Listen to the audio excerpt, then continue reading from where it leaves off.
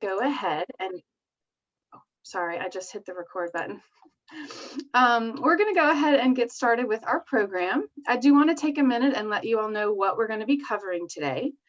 So first, Ramona is going to give an overview of what trust-based philanthropy is and what it isn't. This is a really popular phrase that I'm sure many of you have heard being used in our sector right now. And we want to make sure that you have an accurate understanding of what it is and why it's becoming so popular. Then I'm going to review 8 other trends that have been identified by the National Center for Family Philanthropy as becoming more and more popular with donors across the country. And then at the end of the program, Ramona's going to spend some time sharing specific examples of how a few of these trends are really playing out both nationally and right here in Louisville. Like I mentioned earlier, we do want this to feel informal and conversational. So even though there will be time for questions at the end, feel free to jump in and submit something to me via the chat box, and I'll do my best to moderate that during the program. So I am going to turn it over to Ramona to start us out with a general introduction about trust-based philanthropy. Thank you so much, Heather, and welcome to all of our guests who really want to expand their knowledge about trust-based philanthropy and how it affects the philanthropic sector. So why are we talking about trust in the first place? I don't know if you all may have noticed, but my title is new, Vice President of Equity and Impact. It's a newly created position at the Community Foundation. And part of that reasoning is because in our sector, we really want to look at how philanthropy can be used to promote equity. And because equity is improved with access to resources. And when people have better access to resources, they can make their own decisions based on their quality of life outcomes, what they see as how they shape the way that they live, move, work throughout their lives. And equity, or access to resources, is really built on power and who controls those resources. And systematically, historically, a lot of the control of power and resources have been held in the hands of a few. And when that happens, trust breaks down.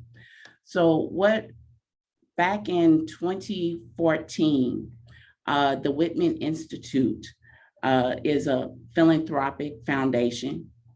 There was a sunsetting foundation, and they really wanted to look at how do they improve the relationships between their foundation and their grantees.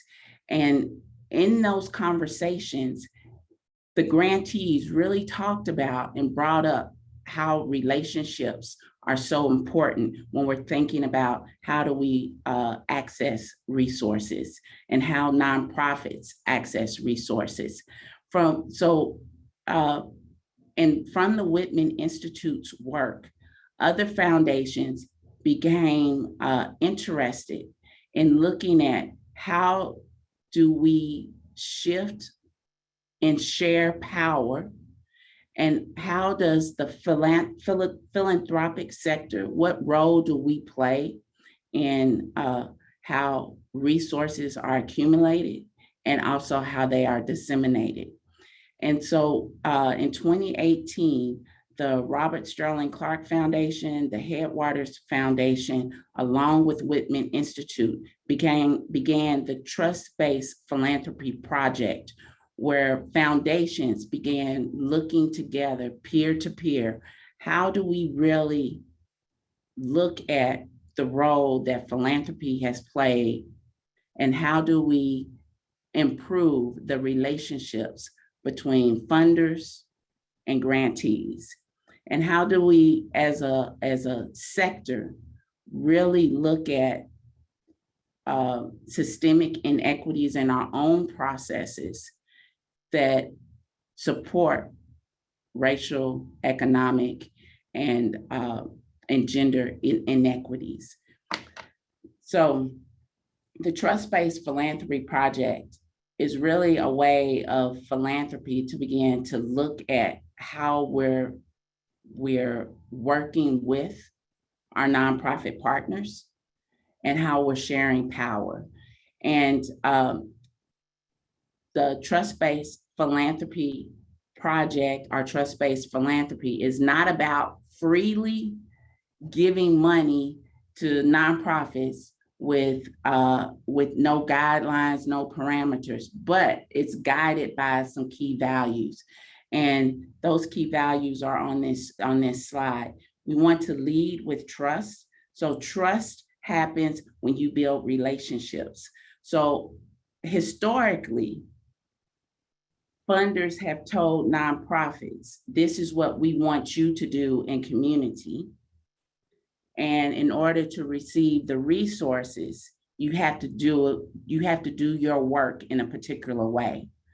But when we lead with trust, we recognize that the nonprofit organizations have a unique knowledge of the communities they're working with, the issues that those communities may be addressing, and the inherent skills and knowledge and expertise that community and those nonprofits have to address some of those solutions.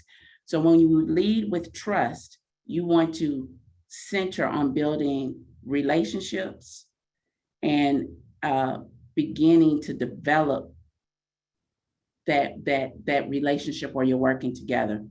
We want to collaborate with humility and curiosity, meaning that the foundations or the funders go into these relationships wanting to learn and not tell, that we want to work with and not work for.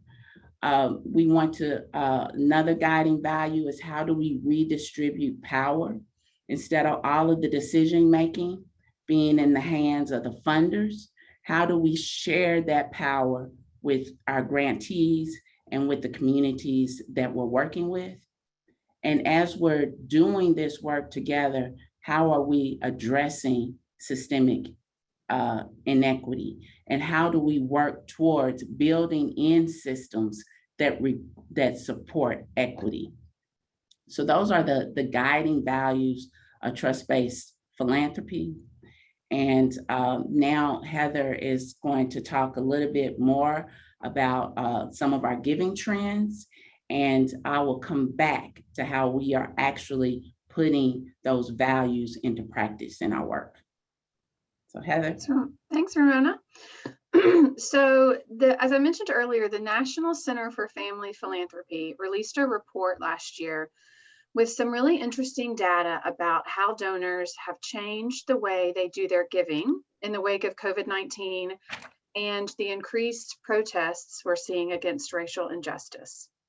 So in addition to this overall trend of trust-based philanthropy, we wanted to share 8 other trends that the National Center for Family Philanthropy has identified in this report. So the first one is rethinking risk, giving big and giving now.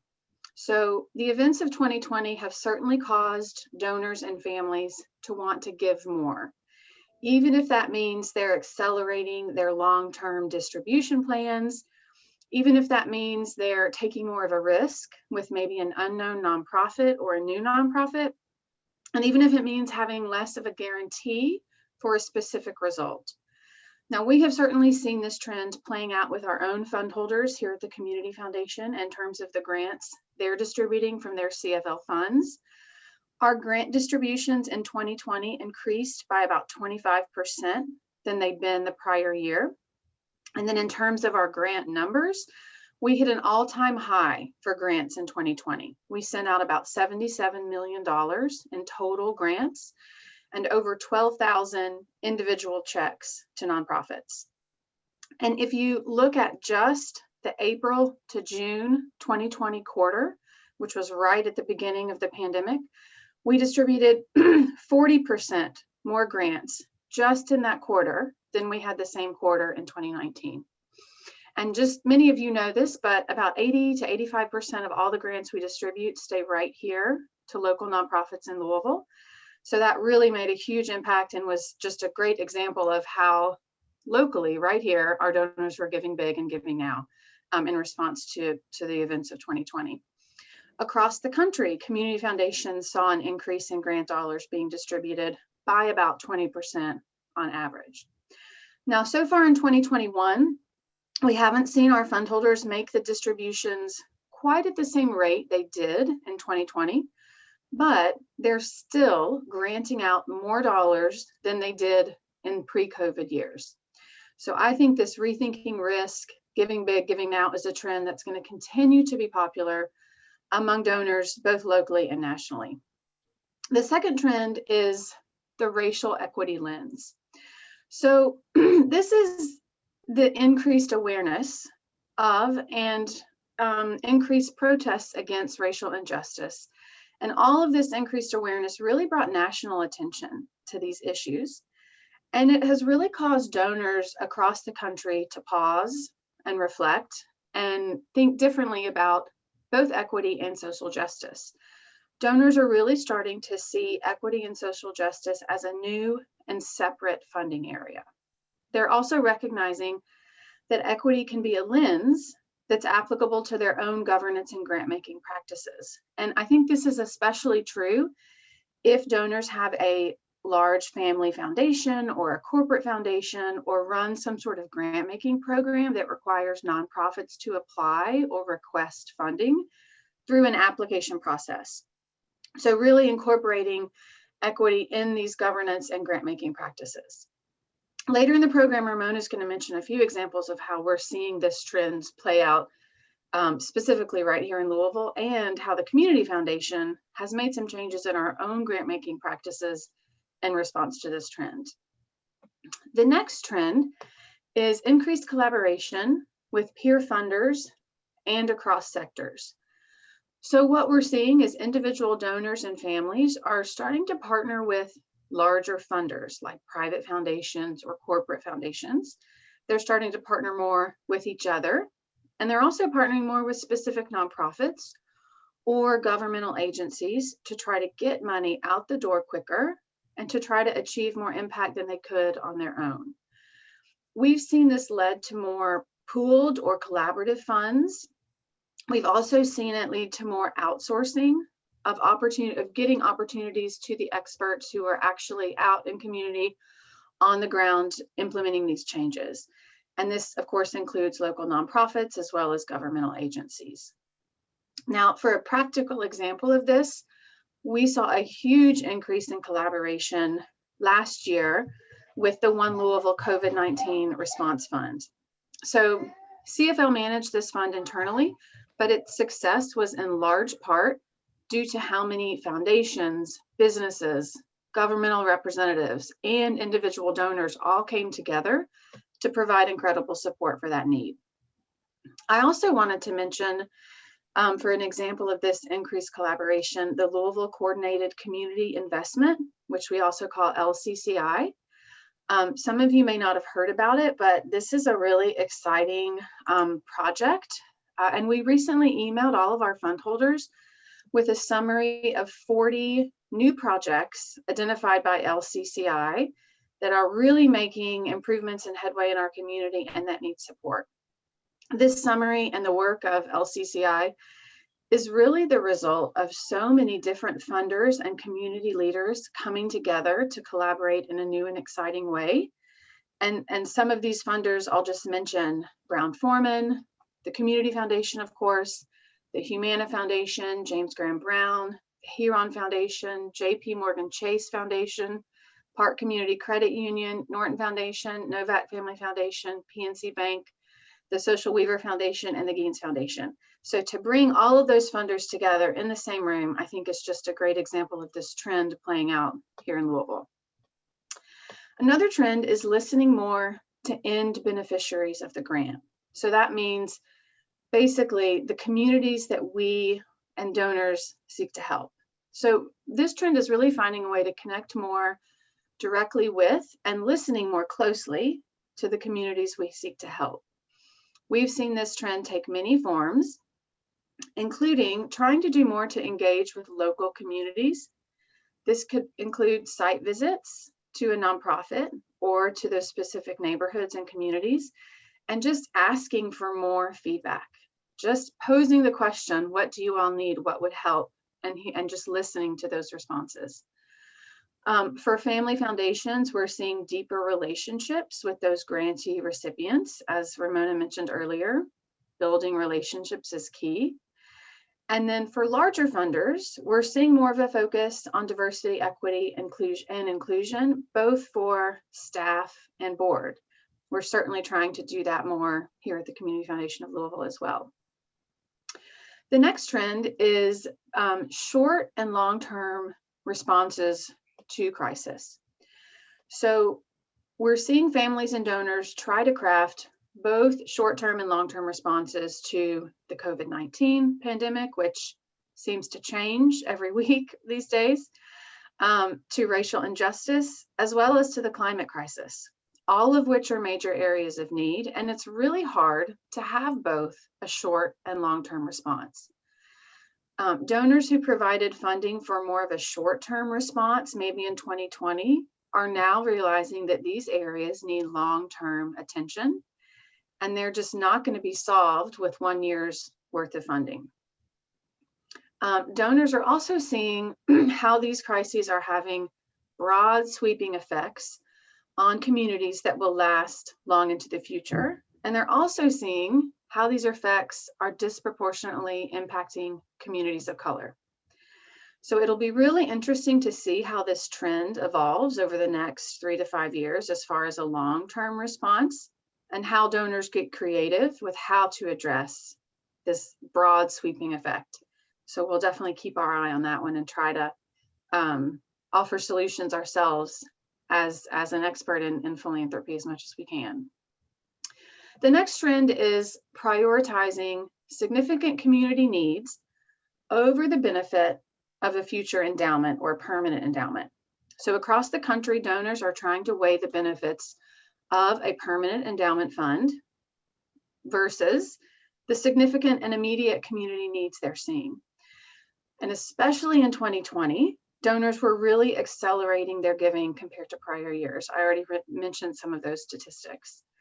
Now, for some families, that means they're reconsidering their spending and investment policies, especially for families who have private foundations. Now, this is a really interesting trend, I think, for the Community Foundation of Louisville, because even though we offer many different types of funds, including funds that are not permanently endowed, we certainly understand how beneficial and how powerful a permanent endowment fund can be. But especially over the last couple of years, we're seeing many donors who want to have more flexibility. They just want to be able to get more money out the door quicker to the nonprofits that need it. And we're seeing more and more people wanting to start these more flexible funds than give to a permanently endowed fund. In fact, many of you may have heard of the Endow Kentucky Tax Credit Program, which is a great program that many community foundations across the state work with. But for the first time in 5 years, back in 2020, we saw a decrease in the donors who applied for this tax credit program. This program only gives you a credit against your income taxes if you make a gift to a permanent endowment fund at a qualified community foundation. So again, in 2020, we had more donors than ever decide against making a gift to a permanent endowment fund, because instead they wanted to make a gift directly to a nonprofit or to a more flexible fund. Now, it's interesting, in 2021, our numbers are back up and we've had more applications than ever, but certainly in 2020, it was a trend that we were seeing of donors wanting to do more, address more immediate needs over a permanent endowment. And then the next trend is family engagement and re-examining values. So we're seeing families redefine values and their own giving practices in light of last year. We're also seeing a growing trend among the next generation of philanthropists getting more involved with their family's philanthropy than they have in the past. So this younger generation really seems to have seen the widespread impact of the pandemic and the racial injustices, and they've just become more active than they have in prior years. One example that we've seen here at the Community Foundation is a family that wants to create a new fund here at CFL with a distribution from their private foundation. So they're using their private foundation to fund a new fund here at CFL, specifically for the next generation. So this is a generation in their 30s, because they want to get them more accustomed to giving as a collective group with a bit more discipline and structure. So this next generation will basically be the advisors on a new donor advised fund. And we're going to work with them to help address questions like, how will they make collective decisions for their giving? How will they share their own interests with each other? And how will they incorporate their own family's values into their giving? Another example of how we're helping fund holders re-examine their family values is a new program that our Director of Philanthropy, Ann McCune, is working on. And it's going to be a pilot program. We've never done anything like this before, but it's going to be geared towards a small group of fund holders who are really interested in being more engaged with each other, more engaged with community issues, and who want to explore how values can shape their philanthropy. So Ann's going to roll this program out this fall. So if your ears perked up and you're interested in this, just stay tuned. More information will be coming out soon about that pilot program. And then the last trend is being more transparent with giving strategies and commitments. So we're seeing this more, I think, with larger funders like family and corporate foundations that actually have an application process and a specific group of individuals that make decisions about what they're going to fund each year. And with these types of institutions, there really is a shift in being more transparent with how they make decisions, what their strategies are, how they share information with potential grantees. We're seeing this trend play out really with a lot of different big foundations, but even across the whole sector, which obviously includes individual donors, there have been criticisms recently around wealth, around privilege, and an overall lack of transparency. So we're hearing from individual donors who want more information about how to address these criticisms and how they themselves can find better ways to communicate with nonprofits about their own giving and future commitments. So it's something we're trying to help individual donors with as well, because it affects them and can affect them just as much as large foundations. So that's the last trend. If you want any more information about this report, I have it. I'd be happy to email it out to anyone.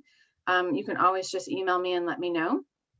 But now I'm going to hand it back to Ramona to talk a little bit more about those values that underline trust-based philanthropy and to share some really exciting and interesting local examples about all of these trends. Thank you, Heather. And when I hear the word trend, I think temporary. I think that it's an action that's going to be short-lived. That is, it's popular now, but maybe in a year to 6 months, it won't be. But I mentioned earlier my position as Vice President of Equity and Impact. Part of the reason for CFL developing that position is because we want to think beyond trends and how do we embed some of these values and practices into our work across the foundation. So as the Vice President of Equity and Impact, I am the executive on the foundation's staff who is committed to helping to guide how the foundation implements its diversity, equity, and inclusion and anti-racism commitments. Also, how do we look at our grant making and our scholarships through an equity and trust-based lens? And finally, how do we evaluate our impact on our investments in community and our philanthropy across the foundation?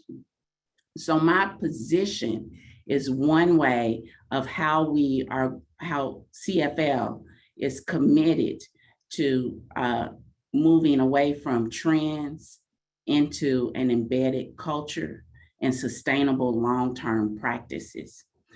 So with that, what are some of those practices that we are trying to embed that are rooted in trust-based philanthropy, rooted in developing relationships with our nonprofits and sharing power and decision-making as we look at how do we improve the quality of life for all members of our community.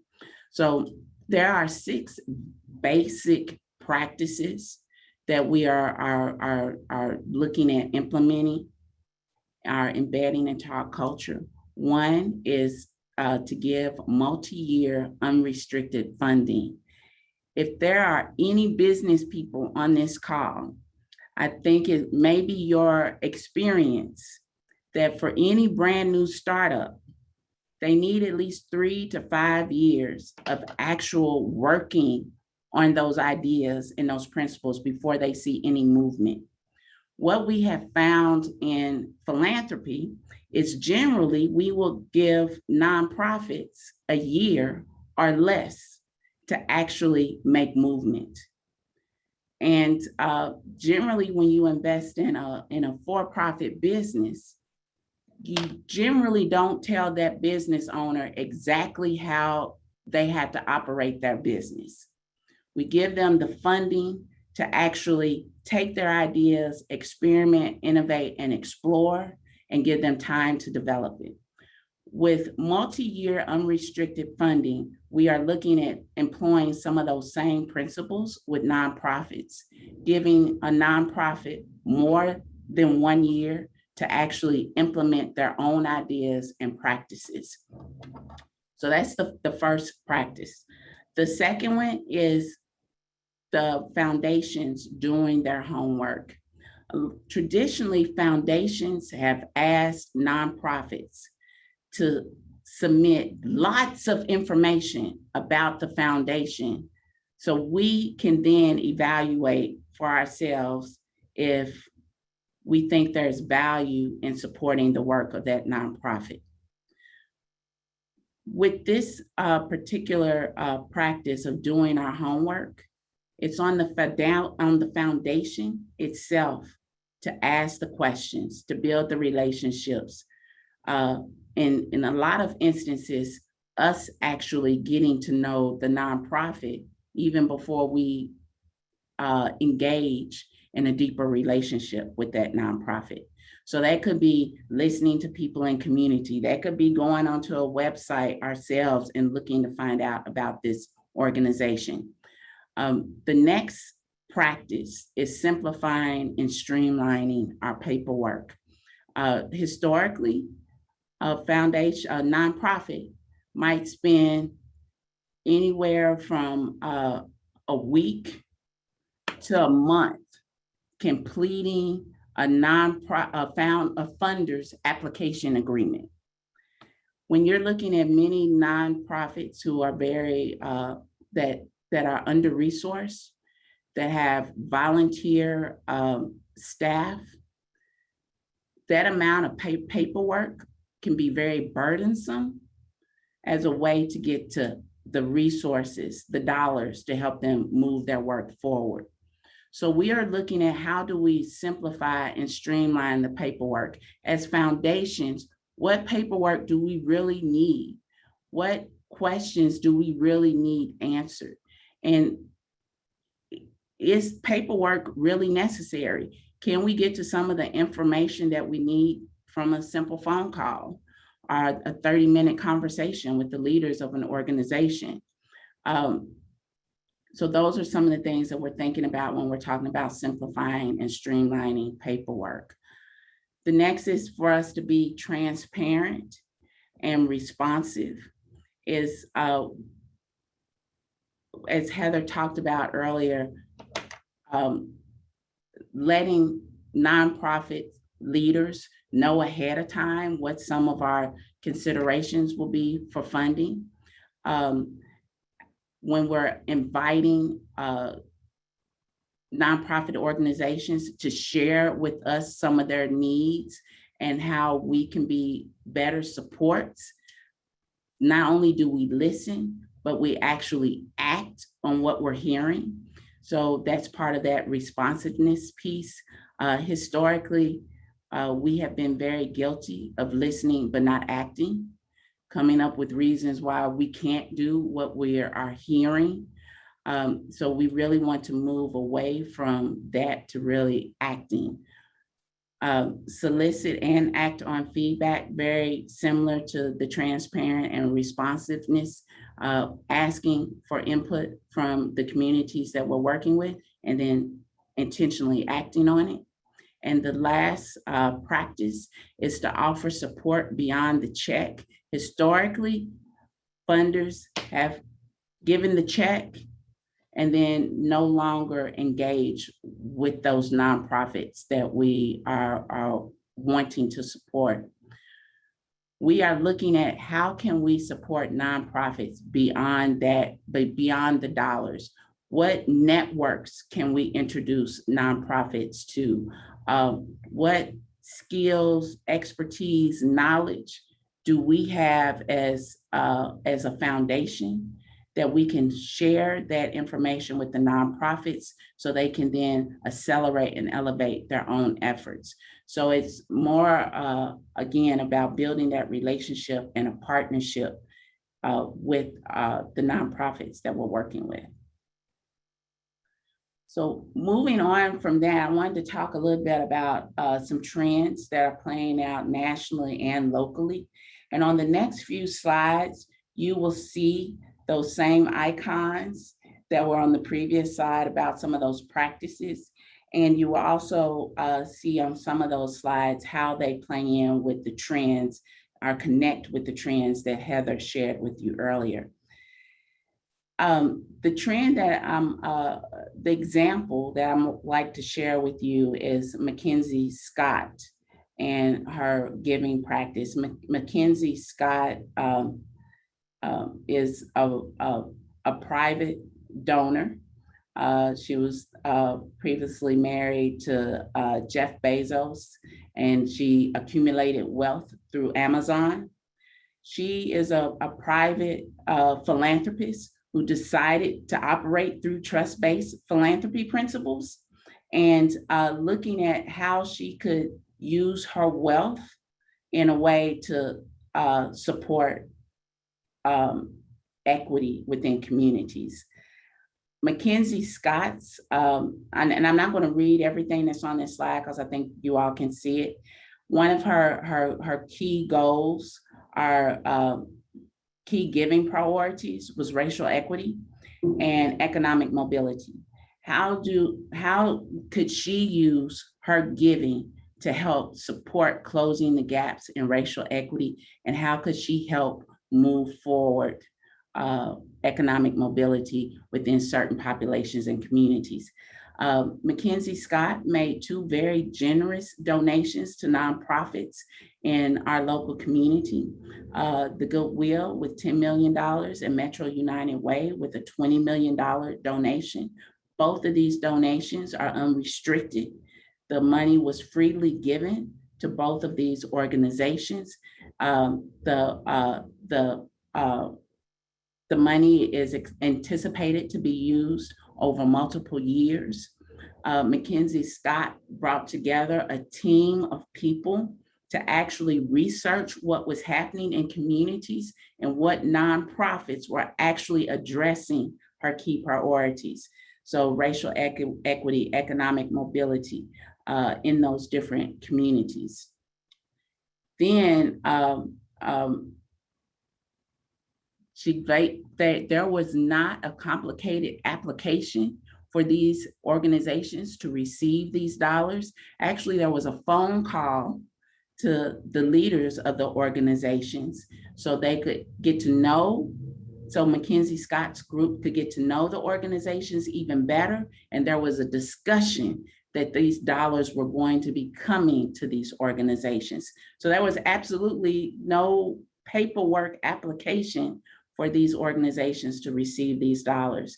And from my understanding, the reporting and the metrics, the follow-up is really based on what the United Way and what Goodwill sees as their own measurements for success is how they use these dollars. So that has not been imposed on these organizations by McKinsey Scott, but they are developed in partnership with the organization and McKinsey Scott. So the next example is actually moving, the next three examples are moving towards the work that we are doing at the Community Foundation of Louisville. And across the bottom of the slide, you will see the trust-based philanthropy practices that are engaged in each of these examples. And on the left-hand side, you will actually see the trends that are supported through these examples. So this first example is our Health Equity Fund. Our Health Equity Fund was CFL's first intentional time to collaborate with other funders to create a fund that could address a particular issue. In this case, it was health equity. And when we initially started this fund in 2017, we had a very broad focus. We worked with several large nonprofit organizations to support their health equity initiatives. In 2019, we intentionally focused our funding on organizations, nonprofit organizations that were led by people of color, Black and brown people of color. And we supported them with 2 years worth of funding. That funding was initially targeted at a specific program that these organizations had already established. We were not looking for these organizations to create new programs to receive these funds, but we wanted to support their current efforts. During the pandemic, we realized that we needed to relook at how that second year of funding was going to be deployed. And during that second year, we actually made those dollars unrestricted operational dollars for these leaders to use in the way that they felt would best help them through the pandemic. Throughout this whole 2-year process, we met regularly with the grantees and provided them with a platform where they could do some peer-to-peer networking. And we as a funder listened in on some of those conversations and looked at how we could better support them in their efforts as they moved forward. You will see that all 6 of the practices that I shared with you earlier for trust-based philanthropy were implemented throughout the Health Equity Fund. We took the Community Foundation of Louisville, learned a lot from this first time initiative, this first time action into collaboration, looking at our work specifically through a racial equity lens, to actually create this second example. The Fund for Louisville is the Community Foundation's discretionary grant-making pool.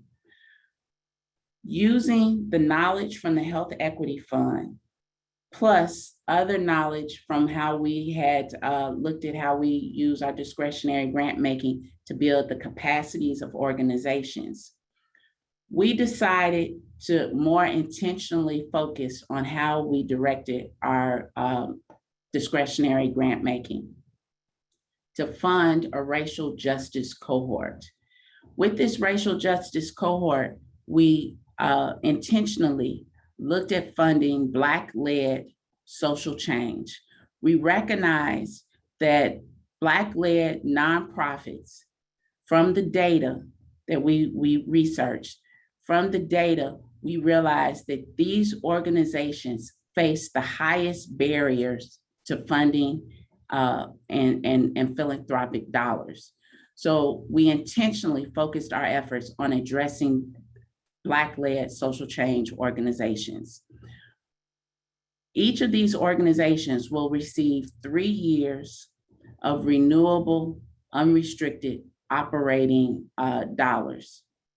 But they will also come together as a cohort on at least a quarterly basis to begin to share knowledge and build capacity across the group. So again, we're giving funding, we're giving support beyond the dollars. And this whole process, the selection of these 12 organizations, plus the process that was used to identify these organizations, was actually developed in partnership with members of the Black community, members of the community that we as a foundation wanted to work with. We went to them to ask, how can we make our selection processes, our application processes easier for Black-led social change organizations? And through that knowledge, we hope to embed practices that will be easier, less cumbersome for any organization in the future. So the process that we built together required not a whole lot of written applications, but more conversations, one-on-one interviews, team interviews, and those interviews and that process was actually led by members of the Black community, with CFL's staff acting as supports. So the people who made the final decision are from the community, who our grant dollars are going to help elevate their own goals and aspirations for their community. So this process was the first time that CFL intentionally shared the decision-making process for our grant making with the people who are with the communities that would benefit from those grant dollars. And the final example I'd like to share with you is our impact capital investment strategy. Our impact capital program is not a grant-making program, but a loan program where we're using philanthropic dollars to actually make loans to nonprofits and for-profit organizations who traditionally may not qualify for a loan through a traditional bank or financial institution. We are moving our impact capital investment strategy towards a strategy that is rooted in equitable economic development. We are intentionally, as we're reviewing applications for loans, we are intentionally looking at how do those projects, or the projects we're willing to support, how do they increase access to opportunities and economic mobility? And how do they support things like affordable housing, entrepreneurship, jobs, community facilities, specifically in communities that have been traditionally underinvested in and under-resourced, which in Louisville are Black communities. So with this, with our impact capital investment strategy, focusing on equitable economic development, we're also asking ourselves, what is risk and what is our risk tolerance now, and what should it be? So we are beginning to have some really in-depth conversations about looking and rethinking what risk is, because risk, our understanding of risk as institutions is what has been significantly a barrier to resources and funding dollars for nonprofit and for-profit organizations. So those are what I've just shared with you are national examples and local examples of how CFL is implementing trust-based philanthropy and the trends that Heather has gone over with you. And with that, I think we're going to move on to any questions. And I think Heather has been receiving some of your questions. So I'll turn it over to Heather. Yeah, thanks, Ramona. So feel free to submit something to me in the chat box if you do have a question. A couple of comments after Ramona's great presentation. You know, I work with many of you on a regular basis, but if you have thoughts or specific things you want to incorporate into your own giving as you've heard all of this, this is a lot of information to digest. You can always email or call me directly and we can set up a time to talk more. But the questions that come to my mind are, you know, when was the last time you gave a multi-year unrestricted grant to your favorite nonprofit? You know, when was the last time you asked a nonprofit what they needed most without coming to them with a particular idea of what you wanted them to do? You know, have you ever tried to connect with the communities that the nonprofit is trying to help? When was the last time you visited one of your favorite nonprofits to try to build a closer relationship with them or ask them to set up a meeting with the communities they're seeking to help? So you may think that some of these trends or ideas are too big for the type of giving that you do, but I think we can certainly help you apply any of these ways to incorporate trust-based philanthropy more in your own individual giving. You know, we can help you implement them more if any of these specific ideas resonate with you. So I was going to share, Heather, one of the learnings that CFL took away from developing the racial justice cohort with members of the Black community was that initially it was difficult because members of the community that we reached out to were really apprehensive that the discussions would not lead to any action because of what they had seen historically in the past. And for us, the racial justice cohort is a big move for us, but actually it's a small first step for us to build on. And I think that as we think about sharing power and decision-making, it can seem uncomfortable at times, but if we lean into that uncomfortableness, we can all grow together. And that's what I saw happening with the members of the community we engaged with. By the end of the process, they began to feel like they were developing a relationship with a major funder in our community, and not only a relationship, but an ally. And I think that in order for us to achieve equity and change systems that have historically kept people away from the resources that they need to have fulfilling and happy lives, that we have to be willing, I think, to move, to be a little bit uncomfortable and take some small steps. And so we can build those relationships and that trust. Yeah, Ramona, I've got a couple of questions. One is, can you scroll back through the slideshow to the slide where the trust-based values, I think it was just a couple before you got into, yes, the values. If you could just stick on that slide. And then we did have a specific question about, I think it's directed to our Impact Capital program, but the question is, are we providing economic development funding to for-profit organizations? And if so, how is that funding structured? Yeah. We are providing economic development funding to for-profits, but it's through our Impact Capital program because it is a loan. And the way that those loans work,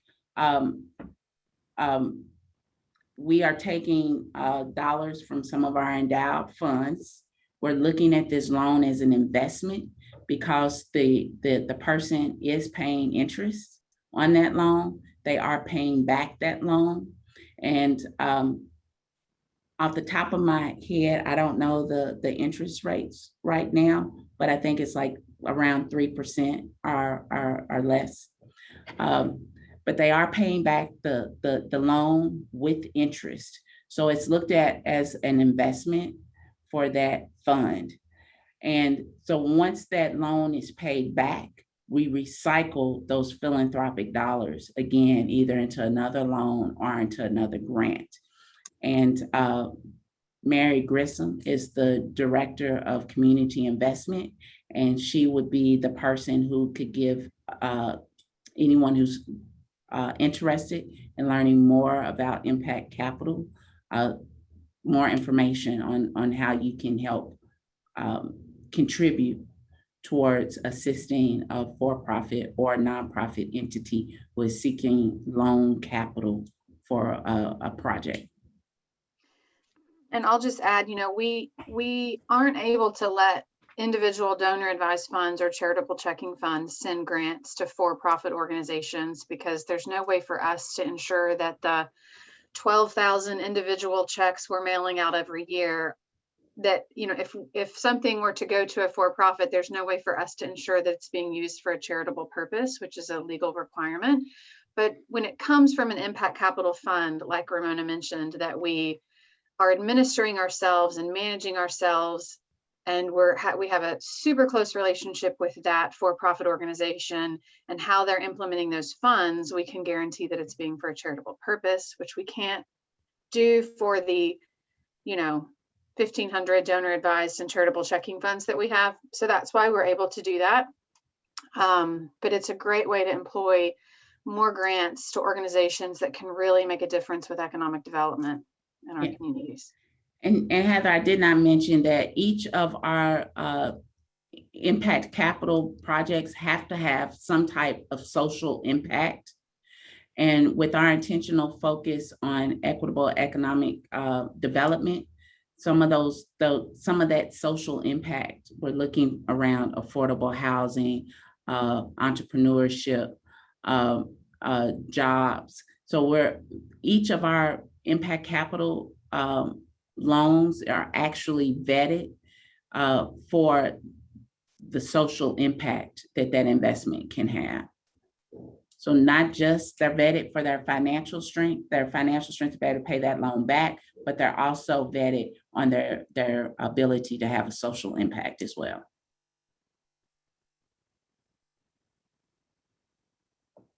Do we have any other questions, Heather? We do. Let's see. How did we go about forming the community-based decision-making group? I think that's the racial justice cohort. How did we go about forming that group? All right. So what we solicited nominations from members of the Black community for people that they felt had knowledge and expertise of the issues, the strengths, the resources that were already available in the Black community. Some of those, from those nominations, we had grassroots leaders, business leaders, civic leaders, nonprofit leaders. And we actually interviewed some of those people who were nominated, and we selected a group of 15 representatives of the Black community who had various expertise and knowledge to help us shape and design the selection process.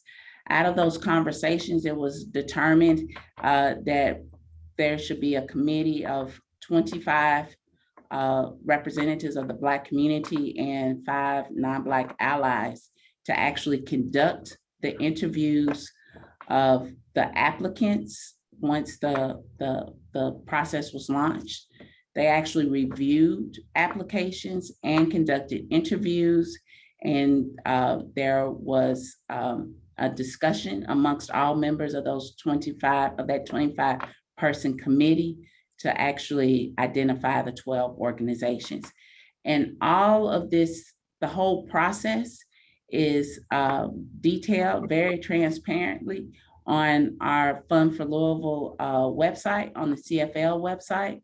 So the entire process from the beginning to the end and the selection process, that information was shared at the very beginning of the process. So everyone knew how the process was going to operate and who would be involved in that process.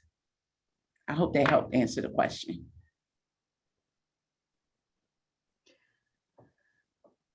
Well, while I'm waiting for any other last question to come in, I will mention that we will certainly share the PDF of these slides with everyone who signed up to attend the webinar, so you can be on the lookout for that. We'll also probably share the recording as well in case some folks who signed up weren't able to attend. So you can be on the lookout for that in your email. I don't see any other questions coming in, but I'll certainly pause for another minute or two just in case.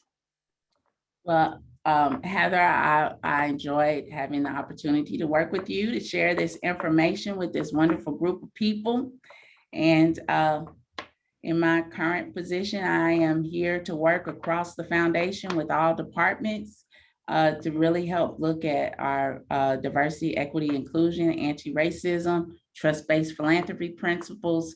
How do we embed those in our foundation culture? And so I look forward to continuing to work with you, Heather, and with other members of on this call in the future. So thank you for taking the time to be with us this morning. Sounds great. Thank you, Ramona. And thanks everyone for your time. If you have any other questions, you can always reach out to Ramona or myself directly. Yes. Hope you all have a great afternoon. And thanks again for your generosity and partnership and commitment to helping our community. Thank you. Thanks, everybody. Bye-bye.